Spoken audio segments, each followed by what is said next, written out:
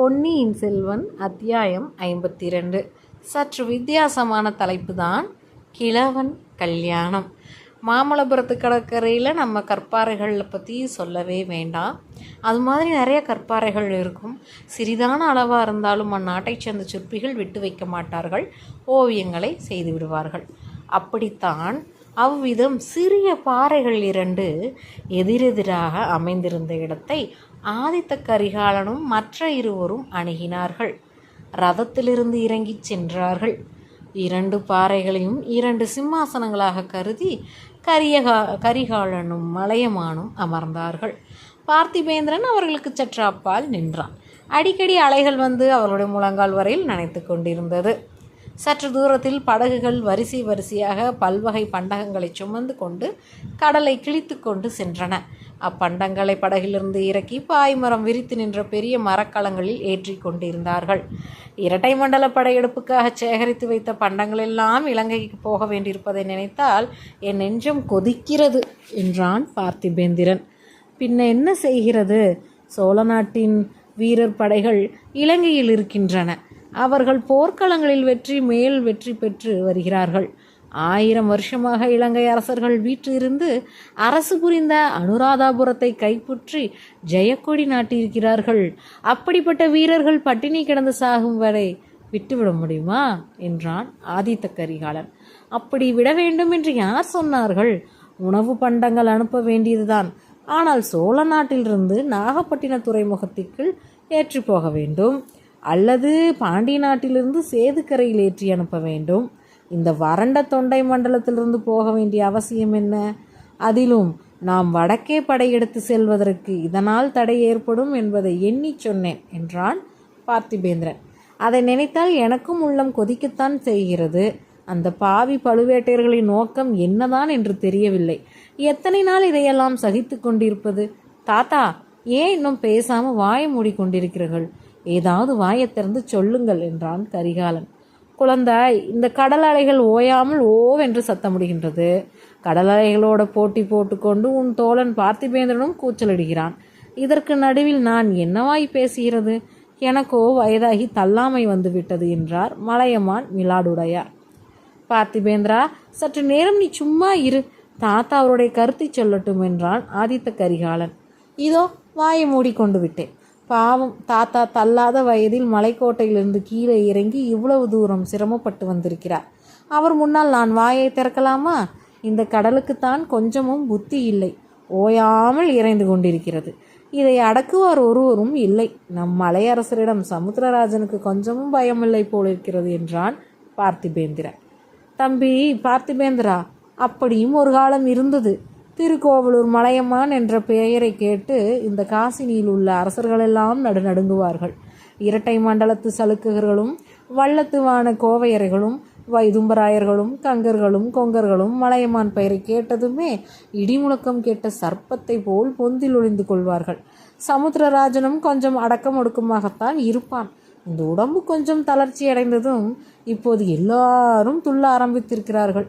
1000 வருஷத்து பழங்குடியைச் சேர்ந்த என்னை நேற்றைக்கு மேற்கேர்ந்து வந்து பழுவேட்டையர்கள் ஒழித்துவிட பார்க்கிறார்களா? அது ஒரு நாளும் நடக்கப் போவதில்லை. கரிகாலா, பழுவேட்டையர்களின் நோக்கம் இன்னதென்று தெரியவில்லை என்பதை சற்று முன்னால் சொன்னாயல்லவா? அவர்களுடைய நோக்கம் இன்னதென்று நான் சொல்லுகிறேன், கேள். உன்னையும் உன் சகோதரனையும் தனித்தனியே பலவீனப்படுத்துவதுதான் அவர்களுடைய நோக்கம். இலங்கையில் உன் தம்பி அருள்மொழி தோல்வியடைய வேண்டும், அதனால் அவனுக்கு அவமானம் நேர வேண்டும். இங்கே உனக்கு உன் தம்பியின் பேரில் கோபம் ஏற்பட வேண்டும். நீங்கள் 2 பேரும் சண்டை போட்டு கொள்ள வேண்டும். அதை பார்த்து இந்த கிழவன் வேதனைப்பட வேண்டும். இதுதான் அவர்களுடைய அந்தரங்க நோக்கம் என்றார் மிலாடுடையார் ஆத்திரத்துடன் சொல்லி வருகையில் கரிகாலன் குறுக்கிட்டான். இந்த நேரத்தில் அவர்கள் ஒரு நாளும் வெற்றியடை போவதில்லை.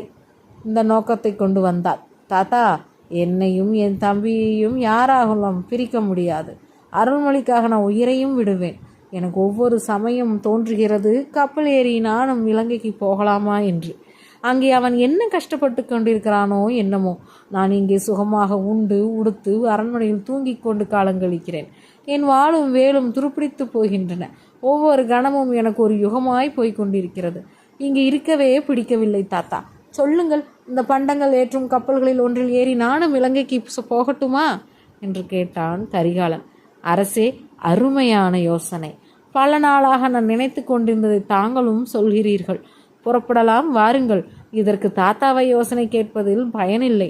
இவரை கேட்டால் வேண்டாம், பொறு என்றுதான் புத்திமதி சொல்வார். நாளைக்கே நாம் புறப்படலாம். தொண்டை மண்டல படையில் பாதியை அழைத்து கொண்டு இலங்கை யுத்தத்தை ஒரு வழியாக முடித்து கொண்டு நேரே நாகப்பட்டினத்தில் வந்து இறங்கலாம். இறங்கி தஞ்சாவூருக்கு சென்று அந்த பழுவேட்டையர்களை ஒரு கை பார்த்து விடலாம் என்று பார்த்திபேந்திரன் பொறித்து கொட்டினான். கரிகாலா, பார்த்தியா, நான் முதலில் என்ன சொன்னேன்? இவன் வாயை மூடிக்கொண்டிருந்தால்தான் நான் பேசுவேன் என்று சொல்லவில்லையா? இதோ வாயை மூடிக்கொள்கிறேன் தாத்தா, நீங்கள் சொல்வதையெல்லாம் சொல்லி முடியுங்கள் என்றான் பார்த்திபேந்திரன் வாயை கையினால் பொத்திக்கொண்டு. கரிகாலா, நீ வீராதி வீரன். உன்னை போன்ற பராக்கிரமசாலி இந்த வீர தமிழகத்திலே கூட அதிகம் பேர் பிறந்ததில்லை. என்னுடைய 80 வயதில் நான் எத்தனையோ பெரிய யுத்த களங்களை பார்த்திருக்கிறேன். ஆனால் எதிரிகளின் கூட்டத்தில் தன்னந்தனியே புகுந்து சென்று உன்னை போல் சண்டையிட்டு இன்னொரு வீரனை பார்த்ததே இல்லை. சேவூர் பெரும்போர் நடந்தபோது உனக்கு வயது 16 கூட ஆகவில்லை. அந்த வயதில் பகைவர்களின் கூட்டத்தில் நீ புகுந்து சென்ற வேகத்தையும், இடசாரி வலசாரியாக வாள் சுழன்ற வேகத்தையும், பகைவர்களின் தலைகள் உருண்ட வேகத்தையும் போல் நான் என்றும் பார்த்ததில்லை. இன்னும் என் கண் முன்னால் அந்த காட்சி நின்று கொண்டே இருக்கிறது. உன்னை போலவே உன் சிநேகிதன் பார்த்திபேந்திரனும் வீராதி வீரன்தான். ஆனால் நீங்கள் 2 பேரும் பதற்றக்காரர்கள், முன்கோபம் உள்ளவர்கள். அதனால் உங்களுக்கு யோசிக்கும் சக்தி குறைந்து விடுகிறது. எது செய்ய வேண்டுமோ அதற்கு நேர்மாறான காரியத்தை செய்து தோன்றுகிறது போல. தாத்தா, இம்மாதிரி உபதேசம் தாங்கள் இதற்கு முன் எத்தனையோ தடவை செய்திருக்கிறீர்கள். செய்திருக்கிறேன், ஆனால் ஒன்றும் பயனில்லையே. பேசாமல் என்னை ஊருக்கு திரும்பி போகச் சொல்கிறாயா? இல்லை இல்லை, இப்போது நடக்க வேண்டிய காரியம் என்னவென்று சொல்லுங்கள் தாத்தா. உன் சகோதரன் அருள்மொழியை உடனே இவ்விடத்து அழைத்து கொள்ள வேண்டும். நீயும் உன் சகோதரனும் பிரிந்திருக்கவே கூடாது. தாத்தா, இது என்ன யோசனை? அருள்மொழி இங்கே வந்துவிட்டால் இலங்கை யுத்தம் என்ன ஆகிறது? இலங்கை யுத்தம் இப்போது ஒரு கட்டத்திற்கு வந்திருக்கிறது. அனுராதாபுரத்தை பிடித்தாகிவிட்டது. இனி அங்கே மழைக்காலம். இனி 4 மாதத்திற்கு ஒன்றும் செய்ய முடியாது. பிடித்த இடத்தை விட்டு கொடாமல் பாதுகாத்து வர வேண்டியதுதான். இதை மற்ற தளபதிகள் செய்வார்களே. அருள்மொழி இச்சமயம் இங்கே இருக்க வேண்டியது மிகவும் அவசியம். கரிகாலா, உண்மையை மூடி மூடி வைப்பதில் பயன் என்ன? விஜயாலய சோழரின் குலத்துக்கு, அவர் அடிகோலிய சோழ சாம்ராஜ்யத்துக்கு பேராபத்து வந்திருக்கிறது. நீயும் உன்னை சேர்ந்தவர்கள் எல்லோரும் இப்போதே ஒரு இடத்தில் தங்கி சர்வ ஜாக்கிரதையாக இருக்க வேண்டும். நம்முடைய பலத்தை எல்லாம் திரட்டி வைத்து கொள்ளவும் வேண்டும். எப்போது என்ன விதமான அபாயம் என்று சொல்ல முடியாது. தாத்தா, இது என்ன இப்படி பயமுறுத்துகிறீர்கள்? என் கையில் வாள் இருக்கும் வரையில் எனக்கு என்ன பயம்? எப்படிப்பட்ட அபாயம் வந்தாலும் தான் என்ன, தன்னந்தனியாக நின்று சமாளிப்பேன். எத்தகைய அபாயத்துக்கும் நான் பயப்படுகிறவன் அல்ல. பிள்ளாய், நீ எப்படிப்பட்ட தைரியசாலி என்று எனக்கு சொல்லவா வேண்டும்? ஆயினும் திருவள்ளுவர் பெருமான் சொல்லியிருப்பதையும் சில சமயம் எண்ணி பார்க்க வேண்டும். அஞ்சுவது அஞ்சாமை பேதமை, அஞ்சுவது அஞ்சல் அறிவார் தொழில் என்று அந்த மகான் சொல்லியிருக்கிறார். போர்க்களத்தில் பகைவர்களுக்கு எதிரெதிரே நின்று போரிடும் போது அச்சம் கூடாது. அப்படி பயப்படுகிறவன் கோழை. அவ்விதம் பயப்படுகிற பிள்ளை என் வம்சத்தில் பிறந்தால் அவனை நானே இந்த கிழடாய் போன வலுவிழந்த கையினால் வெட்டி போட்டு விடுவேன். ஆனால் மறைவில் நடக்கிற சதிகளுக்கும் சூழ்ச்சிகளுக்கும் கண்ணுக்கு தெரியாத அபாயங்களும் பயப்பட்டே ஆக வேண்டும். பயப்பட்டு அந்தந்த நிலைமைக்கு தகுந்த முன் ஜாக்கிரதையும் செய்து கொள்ள வேண்டும். அரச குலத்தில் பிறந்து சிம்மாசனத்துக்கு உரியவர்கள் இது விஷயத்தில் அஜாக்கிரதையாக இருக்கக்கூடாது. இருந்தால் நாட்டுக்கே நாசம் விளையும். தாத்தா, அப்படி என்ன ரகசிய அபாயங்களை தாங்கள் எதிர்பார்க்கிறீர்கள்? சற்று விளக்கமாக சொன்னால்தானே நாங்கள் ஜாக்கிரதையாக இருக்க முடியும். சொல்லத்தான் வருகிறேன். சில நாளைக்கு முன்னால் கடம்பூர் சம்புவரையர் மாளிகையில் அர்த்தராத்திரி வேளையில் ஒரு கூட்டம் நடந்தது. அதற்கு பெரிய பழுவேட்டையர் வந்திருக்கிறார்.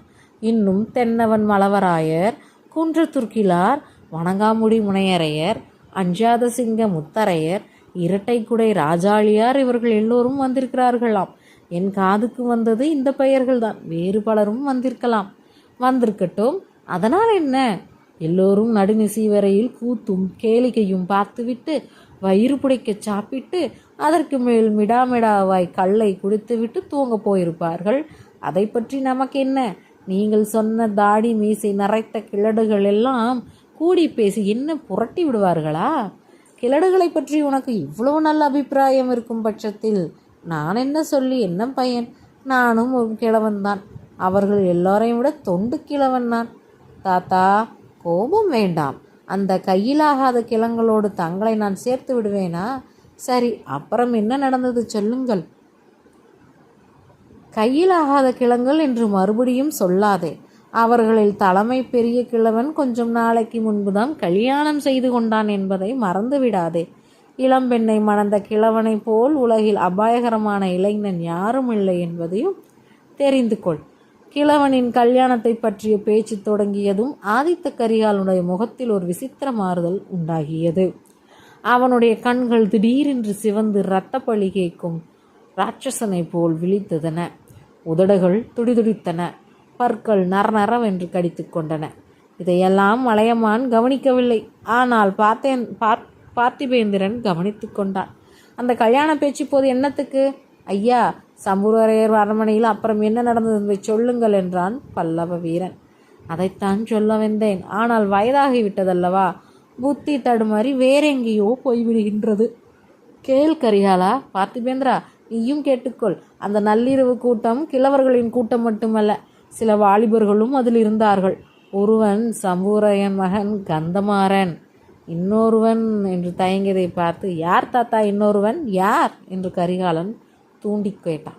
உன்னுடைய பெரிய பாட்டனார் கண்டராதித்தருடைய திருக்குமாரன், உன்னுடைய சித்தப்பன் மதுராந்தக தேவன்தான். இதை கேட்டதும் ஆதித்த கரிகாலனும் பார்த்திபேந்திரன் கலகலம் என்று சிரித்தார்கள். இது என்ன சிரிப்பு? இந்த சிரிப்புக்கு பொருள் என்ன? மறுபடியும் என்னை கிண்டல் செய்கிறீர்களா என்றார் தாத்தா. இல்லை தாத்தா, இல்லை. மதுராந்தகனை தாங்கள் வாலிபன் என்கிறீர்களே, அதற்குத்தான் சிரிக்கிறோம். அவன் கிழங்களிலெல்லாம் தொண்டு கிழடல்லவா, பழுத்த சிவஞான கிழடல்லவா என்றான் ஆதித்த கரிகாலன். கிழவனுக்கு சில சமயம் வயது திரும்பும் என்று நீ கேள்விப்பட்டதில்லையா? அதுபோல் மதுராந்தகனுக்கு இளமை திரும்பியிருக்கிறது. சில நாள் முன்பு வரையில் துறவியாக போகிறேன், சிவகாரியம் செய்ய போகிறேன் என்று சொல்லி கொண்டிருந்தவன் 1, 2, 3 என்று கல்யாணம் செய்து கொண்டு போகிறான் அல்லவா? செய்து கொள்ளட்டும், இன்னும் பல கல்யாணம் செய்து கொள்ளட்டும். அதனால் என்ன தம்பி?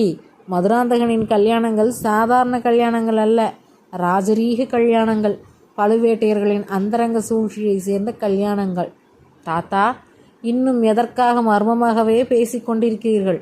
விட்டு சொல்லுங்கள். பழுவேட்டையர்கள் என்னதான் விரும்புகிறார்கள்? ஊராய் சென்று அவர்கள் கூட்டம் போடுவதின் நோக்கம் என்ன? மதுராந்தக தேவனை வைத்துக்கொண்டு என்ன செய்ய போகிறார்கள் என்று ஆதித்த கரிகாலன் கேட்டார். வேறொன்றும் இல்லை, உனக்கும் உன் தம்பிக்கும் ராஜ்ய உரிமை இல்லை என்று செய்துவிட்டு மதுராந்தகனை சோழ நாட்டின் சிம்மாசனத்தில் ஏற்ற எண்ணியிருக்கிறார்கள். அதற்கு உன் தந்தையின் சம்மதத்தை பெறுவதற்காகவே அவரை தஞ்சை கோட்டையில் சிறையில் வைத்திருப்பது போல் வைத்திருக்கிறார்கள் என்றார் மிலாடுடையார்.